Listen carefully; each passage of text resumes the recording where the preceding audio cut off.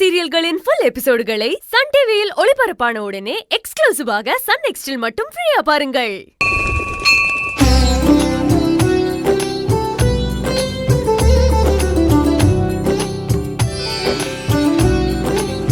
ரொம்ப சந்தோஷம் மாப்ள. எல்லாரும் வந்தாச்சா? வந்தாச்சுங்கய்யா. நல்ல நேரம் ஆரம்பிச்சிடுச்சு. நாம புத்திர தானத்தை தொடங்கிடலாம். யாரு தானம் கொடுக்க போறீங்களோ அவங்க அம்மன் முன்னாடி வந்து உட்காருங்க.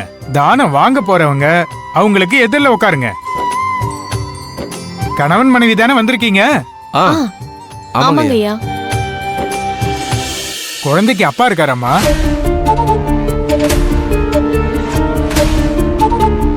இல்லைங்கய்யா, தவறிட்டாரு. சரிம்மா, பரவாயில்ல. நீங்க குழந்தையோட தாத்தா பாட்டியா? ஆமாங்கய்யா. ஐயா நீங்க? என் பேரு வீராங்க.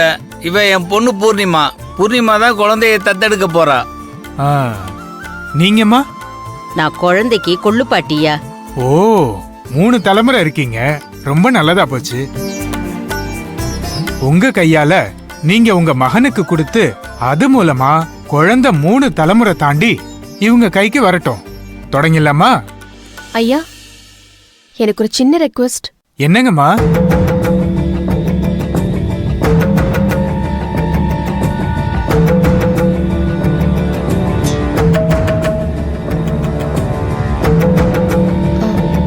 மாமா, அத்தை, எனக்கு ஒரு விருப்பம் இருக்கு, அதை சொல்லலாமா? பூர்ணி, என்ன?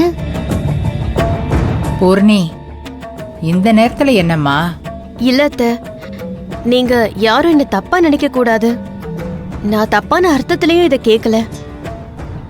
எனக்கு என்னன்னா, குழந்தைய செவந்தி அக்கா கையிலிருந்து வாங்கினா மனசுக்கு ரொம்ப கஷ்டமா இருக்குமோன்னு தோணுது. அதனால நீங்க எல்லாரும் கடவுளை வேண்டிக்கிட்டு குழந்தைய கடவுள் சன்னதி கிட்ட வச்சீங்கன்னா நான் கடவுள்கிட்ட இருந்து குழந்தைய எடுத்துக்கிற மாதிரி எடுத்துக்கிறேன்.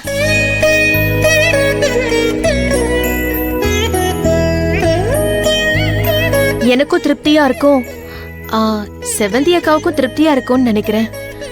ஏன்னா கடவுள்கிட்ட கொடுத்த மாதிரியும் ஆச்சு, கடவுள்கிட்ட இருந்து நான் வாங்கின மாதிரியும் ஆச்சு. நான் கேக்குறது ஒன்னும் தப்பில்லையே. ஏ பூர்ணி, அன்னிக்கிட்ட இருந்து வாங்கினா என்ன, கடவுள் கிட்ட இருந்து வாங்கினா என்ன, எல்லாமே ஒண்ணுதான். என்னை பொறுத்த வரைக்கும் ரெண்டும் ஒண்ணுதான். தயவு செஞ்சு கம்முன்னு இரு. தம்பி, உங்க மனைவி சொல்றதுலயும் ஒரு அர்த்தம் இருக்கு. குழந்தைய வாங்கிக்க ஆசைப்படுறவங்க கடவுள்கிட்ட இருந்து வாங்கிக்கிட்ட மாதிரி இருக்கட்டும்னு நினைக்கிறாங்க. அதுல ஒண்ணும் தப்பு இல்லையே. எல்லா குழந்தையும் கடவுளோட குழந்தை தானே. நீங்க இவங்க விருப்பப்படியே செய்யலாமே, அதுவும் நல்லது தானே. ரகு, பூர்ணிமா சொல்றது சரிதான். நானும் என் வேண்டுதல கடவுள்கிட்ட வச்சு என் குழந்தைய கடவுள்கிட்டயும் ஒப்படைச்சிடுறேன். நீங்களும் குழந்தைய அவர்கிட்ட இருந்தே வாங்கிக்கோங்க. இது நல்லது தானே, தப்பு இல்லையே. பூர்ணி, எனக்கு இதுல எந்த தப்பும் தெரியல. உண்மையிலே சந்தோஷம்தான். உனக்கு எப்படி தோணுதோ அப்படியே குழந்தைய வாங்கிக்கோ. அப்புறம் என்னங்க, செவ்வந்தியே சரின்னு சொல்லிட்டா. இதுக்கு மேல என்னங்க வேணும்? ஐயா, இப்ப இவங்க 2 பேரும் எதிரெதிரில் உட்காரணுமா இல்ல கடவுள் முன்னாடி போய் நிக்கணுமா? ஒண்ணும் இல்லைங்க. நீங்க எல்லாரும் குழந்தைய அணைச்சு ஆசீர்வாதம் பண்ணிட்டு ஒவ்வொருத்தரா கொடுங்க. கடைசியில குழந்தையோட தாய் குழந்தைய கொண்டு வந்து அம்மனோட சன்னதியில வைக்கட்டும். அங்க இருந்து இவங்க வந்து எடுத்துக்கிட்டோம். சரிங்க ஐயா. பாட்டி, நீங்க ஃபர்ஸ்ட் வாங்கிட்டு மாமா கிட்டயும் அத்தை கிட்டயும் கொடுங்க. அவங்க கிட்ட இருந்து நான் வாங்கிக்கிறேன். நான் எதுக்குமா? நீ கொடுத்தா பத்தாதா? பாட்டி, உங்களுடைய வழி தோன்றுதல் தானே நாங்கெல்லாம். நீங்க இல்லாம நாங்க வந்துட முடியுமா? நீங்க ஆசீர்வாதம் பண்ணி கொடுத்தாதான் என் மனசுக்கு திருப்தியா இருக்கும். கொண்ட கொடுமா. இத புடிராஜ். வாடா வாடா வாடா. ராஜா வாட்ட எல்லாம் கிடைக்கணும்டா. நல்லா சந்தோஷமா இருடா தமிழ். இந்த ராஜி.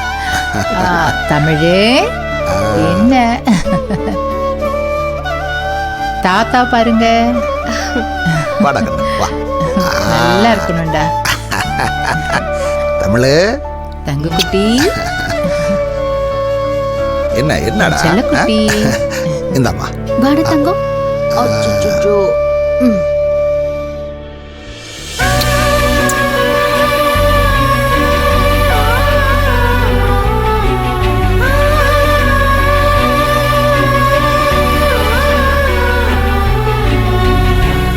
தமிழ்,